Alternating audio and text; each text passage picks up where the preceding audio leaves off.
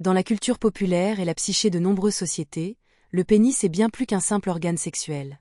Il est souvent associé à des concepts de force, de masculinité, d'attrait sexuel et même de confiance en soi masculine. Cela a conduit de nombreux hommes, de tous âges, à partager une inquiétude secrète: ma taille est-elle normale? Cette question apparemment simple est devenue le sujet d'une série d'études médicales, d'enquêtes psychologiques et même d'industries qui exploitent l'insécurité masculine pour vendre des médicaments, des appareils et même des interventions chirurgicales. La question est: quelle est la taille normale d'un pénis? Et pourquoi est-ce devenu une telle obsession dans le monde moderne? De plus, beaucoup de gens mesurent leur taille sans être sûrs de le faire correctement. Comment mesurer la longueur et la circonférence du pénis avec précision, à l'aide de références médicales, est une chose que très peu de gens savent. Selon Essay propose une analyse complète de ce sujet sous de nombreux angles: la science, la psychologie, la société et la médecine, afin d'apporter des réponses claires à des questions souvent mal comprises ou exagérées de manière irréaliste. Dans le même temps, l'article explique également comment mesurer la taille selon les normes médicales, en fournissant des données de recherche fiables, en aidant les lecteurs à comprendre correctement, à éviter les soucis inutiles et à sensibiliser à la santé physiologique des hommes. La question: quelle est la taille moyenne d'un pénis? Peut paraître simple, mais pour y répondre avec précision, il est nécessaire de s'appuyer sur des données scientifiques fiables. Au fil des ans, médecins, sexologues et professionnels de santé ont mené des dizaines d'enquêtes auprès de dizaines de milliers d'hommes d'origines ethniques, d'âges et de régions différents afin de trouver la réponse la plus objective. L'une des études les plus vastes et les plus fréquemment citées est une méta-analyse publiée en 2015 dans le British Journal of Urology International, BJUI. Une équipe du King's College de Londres a compilé les données de 15 521 hommes du monde entier.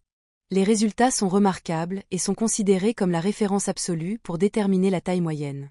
Selon l'étude, la longueur moyenne du pénis est la suivante: à plat, environ 9,16 cm, en érection, environ 13,12 cm, circonférence moyenne, autour du pénis, à plat, environ 9,31 cm, en érection, environ 11,66 cm. Ce qui est important ici, c'est la répartition des tailles. En effet, beaucoup d'hommes mesurent entre 12 et 14 cm en érection, ni trop gros, ni trop petits, et sont parfaitement normaux. Les pénis de plus de 18 cm en érection sont rares, même chez 2,5% de la population masculine mondiale. Malheureusement, la plupart des hommes ne se croient pas normaux. Dans l'enquête psychologique qui accompagnait l'étude, plus de 45% des hommes pensaient que leur pénis était plus petit que la moyenne, alors qu'il se situait parfaitement dans la norme. À quoi est due cette distorsion cognitive? Les raisons sont multiples, mais les plus importantes sont l'influence des films pour adultes, la culture de l'exhibitionnisme et le manque d'éducation sexuelle formelle. Dans le porno, les acteurs masculins sont souvent choisis en fonction de leur taille exceptionnelle, pour mettre en valeur l'aspect visuel, laissant croire au public qu'il s'agit de la norme. De plus, les comparaisons dans les toilettes publiques, les vestiaires, ou même les commentaires négatifs d'ex-partenaires peuvent créer des blessures psychologiques durables. Cela conduit à un syndrome en psychiatrie appelé dysmorphophobie pénienne, un trouble obsessionnel compulsif lié à la taille du pénis. Les personnes atteintes de ce syndrome croient souvent que leur petit pénis est trop petit, alors qu'en réalité c'est tout à fait normal. Ce syndrome peut provoquer anxiété, dépression, évitement sexuel et affecter gravement la qualité de vie. De plus, il faut comprendre que la taille du pénis n'augmente pas indéfiniment avec l'âge. En réalité, elle croît principalement pendant la puberté, entre 12 et 18 ans, puis se stabilise. Certains pensent que l'exercice, l'alimentation ou les médicaments peuvent l'allonger à l'âge adulte, mais cela n'est pas clairement prouvé. Certains facteurs, comme la prise de poids, qui épaissit la couche graisseuse à la base du pénis, peuvent faire paraître le pénis plus petit, mais il s'agit d'un effet visuel, et non d'un rétrécissement réel. D'autres sont perplexes lorsqu'ils voient un pénis flasque court, qui est assez grand, en érection, ou inversement. C'est tout à fait normal, car il existe deux types physiologiques courants: le pénis en croissance, petit au repos, mais significativement plus long en érection, environ 79%, le pénis en douche, relativement grand au repos, mais pas beaucoup plus long en érection, environ 21%. Aucun n'est meilleur que l'autre. Tout est une question de diversité biologique naturelle. Ce qui compte n'est pas la mesure au repos ou en érection, mais la capacité à atteindre une dureté et un confort suffisants pendant les rapports sexuels. La taille moyenne du pénis des hommes du monde entier n'est pas aussi grande qu'on l'imagine souvent. En réalité, la majorité des hommes se situe dans la fourchette normale. Et ce qui compte bien plus, c'est la fonction, la confiance et la qualité des relations sexuelles, pas seulement les chiffres. L'une des raisons courantes pour lesquelles les hommes se sentent inquiets quant à leur taille est une mauvaise mesure. Certains utilisent une règle en tissu, d'autres mesurent hors érection, et d'autres encore n'appuient pas leur pénis contre l'os pubien. Toutes ces petites erreurs peuvent vous faire perdre quelques centimètres injustement et facilement conduire à des malentendus. Comment mesurer correctement la longueur? En érection complète, la mesure n'est significative que lorsque le pénis est en érection maximale. Utilisez une règle droite et rigide. Les règles en plastique ou en métal sont idéales. N'utilisez pas de mètre ruban, car il peut être déformé par la courbure. Appuyez la règle contre l'os pubien, c'est-à-dire la base du pénis, là où il rejoint le bas-ventre. En cas d'épaisseur de graisse abdominale, appuyez doucement pour obtenir la mesure réelle. Tirez droit jusqu'à l'extrémité du gland, ne comptez pas le prépuce s'il n'est pas circoncis. Si le pénis est courbé, mesurez en ligne droite, sans courbe. Notez le résultat exact, n'arrondissez pas. Comment mesurer la circonférence? Utilisez un mètre ruban souple, du type utilisé pour mesurer les vêtements. Enroulez-le autour du milieu du pénis en érection. Ni trop serré, ni trop lâche. Lisez le résultat à la jonction. Mesurez plusieurs fois à des jours différents, car l'humeur, la température et l'excitation peuvent influencer la taille réelle. Ne vous fiez pas à une seule mesure. Prendre des mesures correctement vous aide non seulement à mieux comprendre votre corps, mais vous évite également une anxiété inutile due à des chiffres apparemment inférieurs aux normes. Il n'existe pas de taille de pénis standard.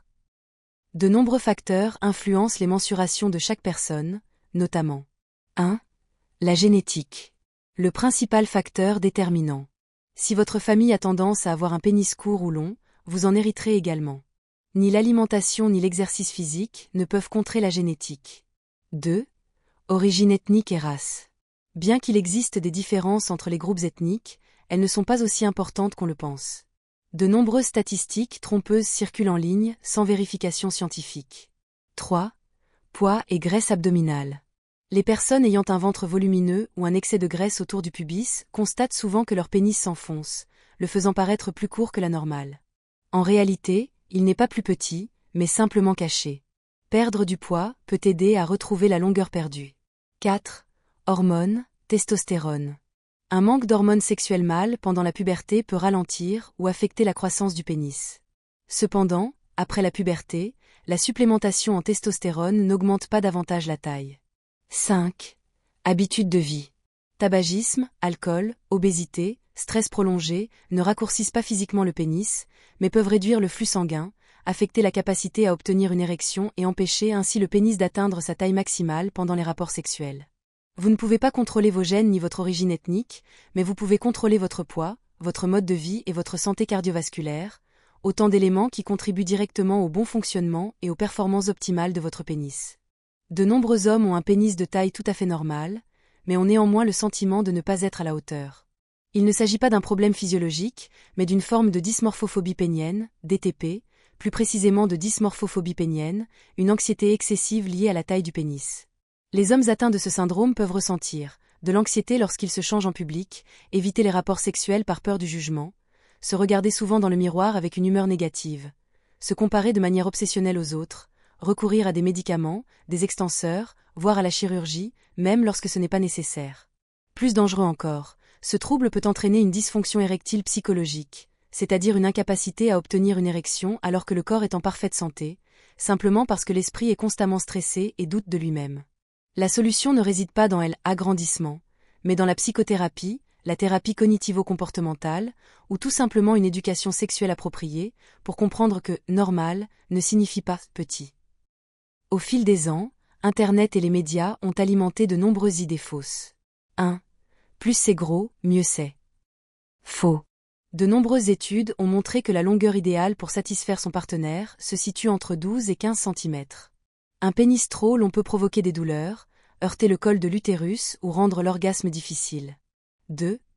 Les partenaires féminines jugent toujours la taille. Faux. Dans une enquête du Journal of Sexual Medicine, plus de 85% des femmes se disaient satisfaites de la taille de leur partenaire, mais près de 50% des hommes n'y croyaient pas.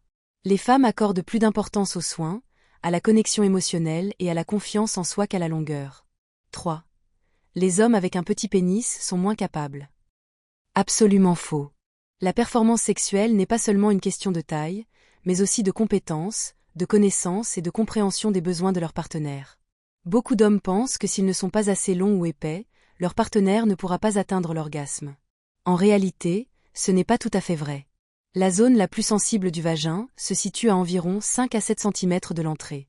Cette zone est riche en terminaisons nerveuses et se situe à proximité du point G. Un pénis de 12 à 13 cm de long suffit, donc, pour une stimulation efficace.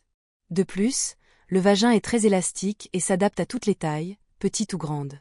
Ce qui compte le plus, c'est la communication, le mouvement, le rythme et le confort de votre partenaire. Dans le sexe, la compréhension et l'interaction émotionnelle jouent un rôle 2 fois plus important que la taille. Une personne peut être petite en nombre, mais grande en émotion, en compétence et en dévouement, et c'est ce qui rend l'expérience inoubliable. Une fois que l'on comprend que la plupart des préoccupations concernant la taille sont inutiles, la question suivante est souvent: si vous souhaitez quand même augmenter la taille de votre pénis, existe-t-il un moyen efficace et sûr d'y parvenir? 1. Méthode inefficace ou dangereuse. Pilules, gels, compléments alimentaires. Aucune preuve scientifique n'atteste leur capacité à allonger ou à agrandir le pénis. Certains peuvent contenir des stéroïdes ou des substances chimiques susceptibles d'endommager le foie, les reins ou le système endocrinien. Exercice de jelqing. Cette méthode est souvent partagée sur les forums, mais son efficacité n'est pas scientifiquement prouvée.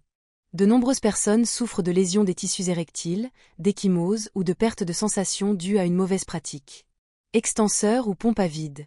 Ils peuvent produire des effets temporaires, notamment au niveau de la circonférence. Cependant, une utilisation prolongée ou une pression excessive peut provoquer des caillots sanguins, une fibrose tissulaire, entraînant une courbure pénienne ou une dysfonction érectile. Chirurgie d'allongement. Il est possible de libérer une partie de la base du pénis en sectionnant le ligament suspenseur. Cela entraîne une augmentation de 1 à 2 cm de la longueur au repos, mais aucun changement notable en érection. De plus, le risque de perte de sensation, d'infection, voire de dysfonction érectile permanente, est bien réel. 2. Comment faire paraître votre pénis plus grand? Réduire la graisse abdominale. La graisse pubienne recouvre partiellement la base du pénis. Réduire la graisse peut aider à paraître 1 à 2 cm plus long sans chirurgie. Améliorer la circulation sanguine. Un mode de vie sain favorise l'érection. Arrêtez de fumer, faites de l'exercice, mangez sainement et dormez suffisamment. Exercice de Kegel et santé du périnée. Un meilleur contrôle du muscle PC améliore la dureté et la durée de l'érection, créant une sensation de plénitude et de plénitude pendant les rapports sexuels. Le sexe est plus qu'un simple acte physique, c'est une expérience humaine complète. La compatibilité sexuelle dépend de nombreux facteurs. Communication ouverte. Comprendre les besoins de l'autre, discuter de ce que vous aimez et n'aimez pas. Un esprit détendu, un homme confiant, détendu et à l'écoute est bien plus attirant qu'un homme stressé et armé. Compétences et connaissances. Comprendre le corps féminin, le point G, comment stimuler efficacement et créer un sentiment de sécurité. Voilà ce dont votre partenaire se souviendra pour toujours. Présence émotionnelle. Être attentionné et sincèrement présent dans l'intimité, voilà le summum de la sensualité. Si vous vous concentrez uniquement sur la taille et oubliez le lien émotionnel, quelle que soit sa durée, vous aurez du mal à satisfaire votre partenaire. Mais si vous comprenez votre valeur et investissez dans la relation, la taille n'est plus le facteur décisif. Vous n'avez pas besoin d'être plus long. Vous devez mieux vous comprendre. Votre force, votre masculinité et votre attractivité ne se résument pas à un chiffre sur la balance, mais à la façon dont vous comprenez votre corps. Prenez soin de vous, interagissez avec les autres et vivez en toute confiance intérieure. Si cette vidéo vous a été utile, partagez-la avec un ami qui en a besoin. Laissez un commentaire sur ce qui vous tient le plus à cœur. Et n'oubliez pas de vous abonner pour recevoir davantage de contenu scientifique, honnête et authentique sur la santé sexuelle masculine. Nous méritons une conversation ouverte, sans gêne et impartiale sur une partie très naturelle du corps de chaque homme. Prenez soin de votre corps. Comprenez-le. Et soyez fiers de qui vous êtes.